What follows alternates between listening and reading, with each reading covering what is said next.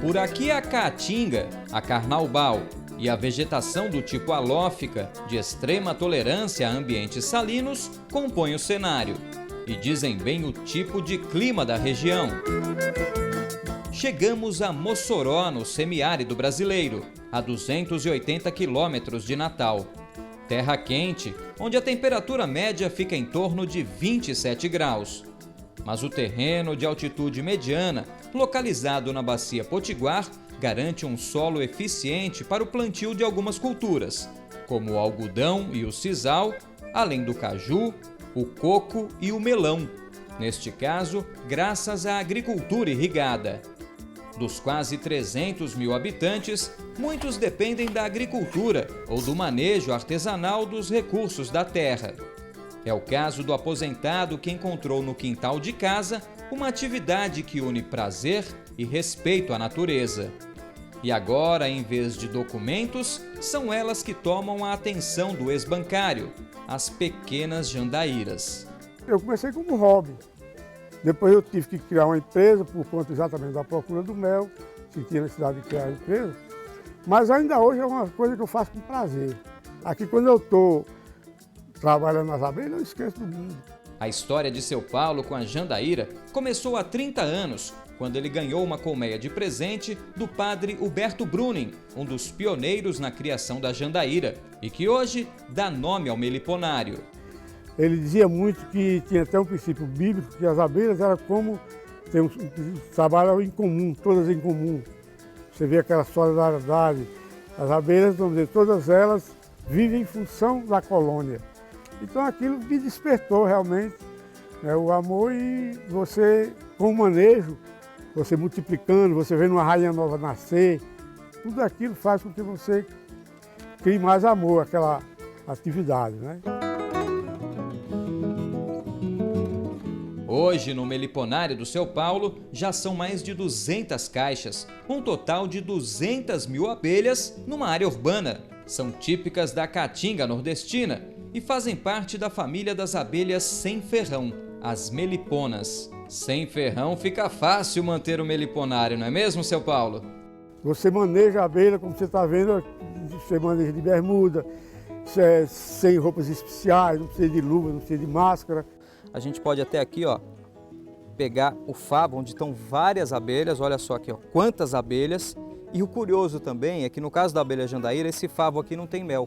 Aqui essas bolinhas são os ovinhos de novas abelhas que vão nascer. O mel da abelha jandaíra fica aqui nesse outro lado da colmeia, em potes de cera produzidos por ela.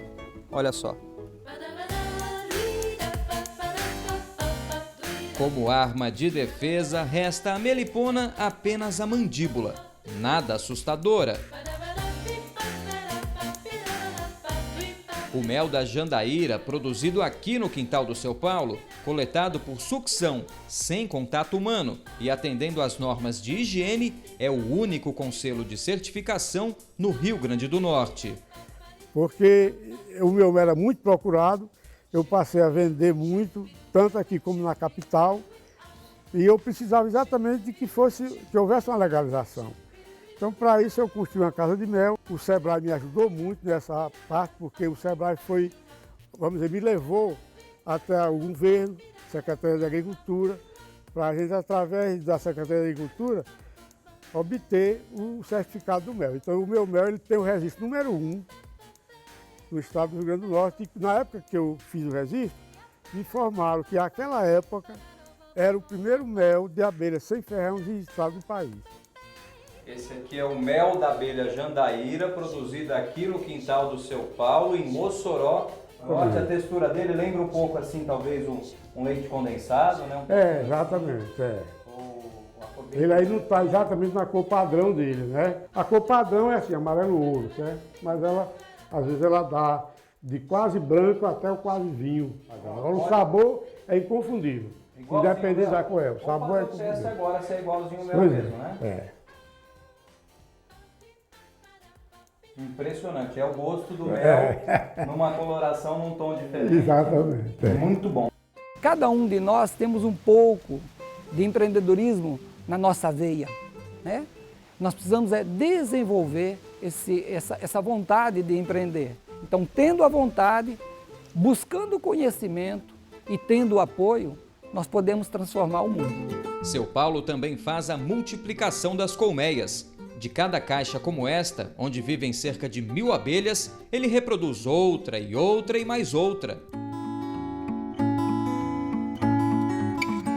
Da cidade para o campo. O que começou no quintal do Seu Paulo se espalhou para 19 comunidades rurais e gera fonte de renda para 200 famílias que antes da seca chegar viviam da agricultura. Com a ajuda do Seu Paulo e o apoio do Sebrae, as agricultoras da área rural de Mossoró passaram a ser empreendedoras. Aqui, 7 mulheres dividem o lucro da produção do mel. Agora você vai puxando bem devagarzinho, encosta até lá, pronto, vai puxando bem devagarzinho. Aqui. Elas são umas abelhas muito boas da gente, como é que se diz? De trabalhar com elas, porque elas não têm ferrão. Eu estou surpresa com o mel que a gente está colhendo agora. O mel foi uma complementação que veio para ajudar a gente. Em uma outra comunidade, outras histórias. Noilde, Lúcia, Gorete, Maria. 4 mulheres unidas por um ideal. São elas que cuidam das 10.000 abelhas desse meliponário. Cuidam e se emocionam. Dá vontade de chorar. A emoção que a gente sente é por conta da união deles, que eles podem produzir. E se a gente se unisse, o que a gente não poderia também, né? Porque uma tardezinha a gente vir no quintal e fazer isso é maravilhoso. E às vezes a gente, quando chega aqui, às vezes a gente não quer nem sair do lugar.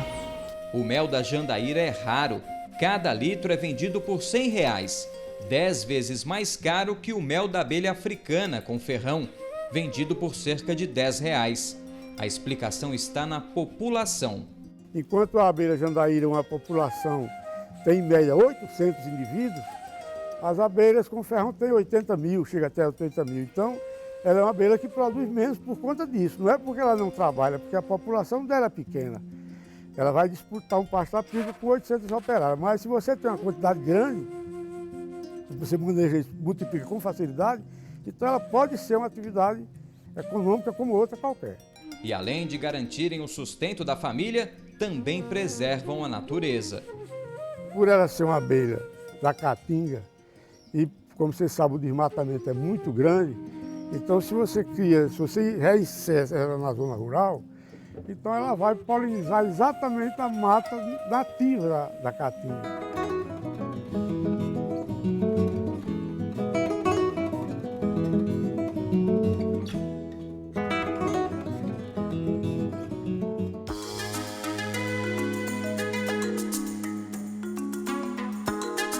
Estamos na zona rural de Manaus. Aqui as pequenas jandaíras também são bem comuns, tanto que entraram para um programa do Instituto Nacional de Pesquisas da Amazônia. Inicialmente, a proposta era estudar a reprodução dessas abelhas. E para que a gente quer saber a reprodução das abelhas? A gente quer saber a reprodução para ensinar as pessoas a utilizarem esse recurso natural, que são esses insetos polinizadores. E a intenção de entender a reprodução desses insetos é para que a gente possa manejá-los de maneira adequada, que a gente possa ajudá-los a se manter na natureza, especialmente aqui na Amazônia, onde o desmatamento está cada vez mais intenso, e também ter a possibilidade de aproveitá-los economicamente, ou seja, cultivar essas abelhas e poder explorar comercialmente os produtos que elas oferecem, que é mel, pólen, cera e polinização. Do INPA direto para o campo. A técnica aprendida no Instituto foi ensinada para este grupo com 10 agricultores da comunidade Ramal do Brasileirinho, zona rural de Manaus, que agora tem seus próprios meliponários. A partir do momento que eles estavam interessados em sistema agroflorestal, faltava o componente talvez principal, que eram os polinizadores desse sistema agroflorestal. Então nós oferecemos de contribuir com a implantação de criadores de abelhas, porque com as abelhas presentes no sistema agroflorestal, a gente julgava que a produção do sistema agroflorestal fosse mais interessante. teve todo um processo de aprimoramento, o processo de divulgação do trabalho, cursos de manejo, de ecologia das abelhas, de biologia, para que os agricultores possam também fazer parte desse contexto. Aqui em Brasileirinho, o trabalho com as jandaíras, as abelhas sem ferrão, começou em 2005. De lá para cá, aumentou o número de criadores. Hoje, muitos pensam até em expandir a atividade. Abelhas na caixinha é lucro garantido, não é mesmo, seu José?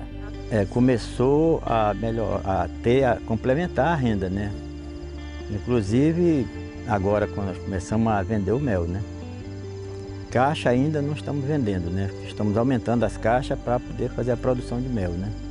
Com a intenção de tirar uma faixa de 1,2 litro por caixa, nós vamos ter uma renda pelo menos de uns R$2.000 por mês, né?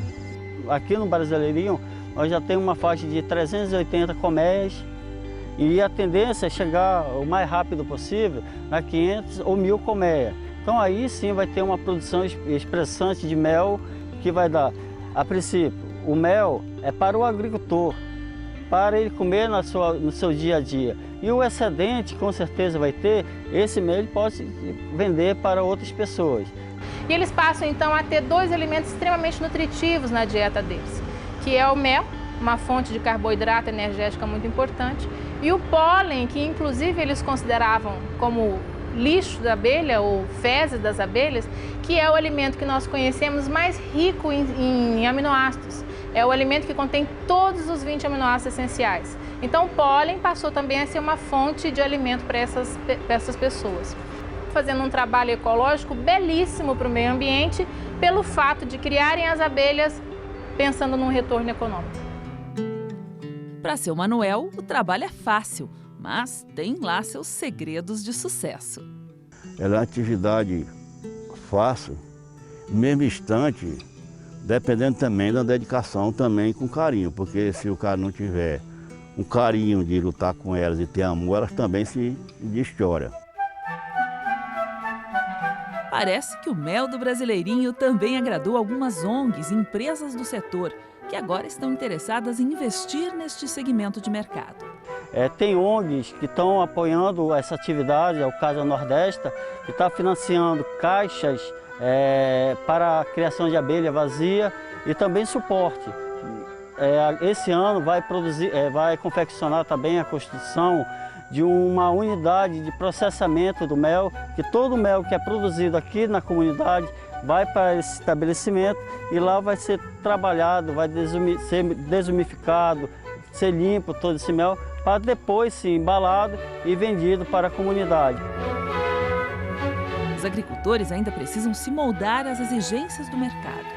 Porque o mel, antes de ser um remédio, ele é um alimento. Então o alimento, ele tem toda uma legislação para se trabalhar. E nós estamos atrás desse aprimoramento, dessa legislação, para que quando sai o mel do Brasileirinho, com rotulado, a pessoa quando vê, vai dizer, é do Brasileirinho, esse mel é 100% original, vale a pena ser comprado. Hoje os criadores comemoram o duplo resultado, para a comunidade local e para o meio ambiente. É claro que as abelhas estando na propriedade, polinizando o pomar que ele tem, produzindo mais frutas, melhorando a condição da produção de frutas e hortaliças que eles também têm agora a produção de mel e pólen, porque quando a abelha vai na flor e poliniza a flor, em troca ela traz o néctar ou o pólen. Com isso ela faz o seu próprio alimento. E a gente, é claro, pode ir lá e pegar um pouquinho para a gente. Dessa forma, então, eles têm uma complementação econômica na atividade de agricultura que eles já executam nas suas propriedades. Então, para mim, é uma coisa boa que eu jamais vou dispensar, não dispenso mais não.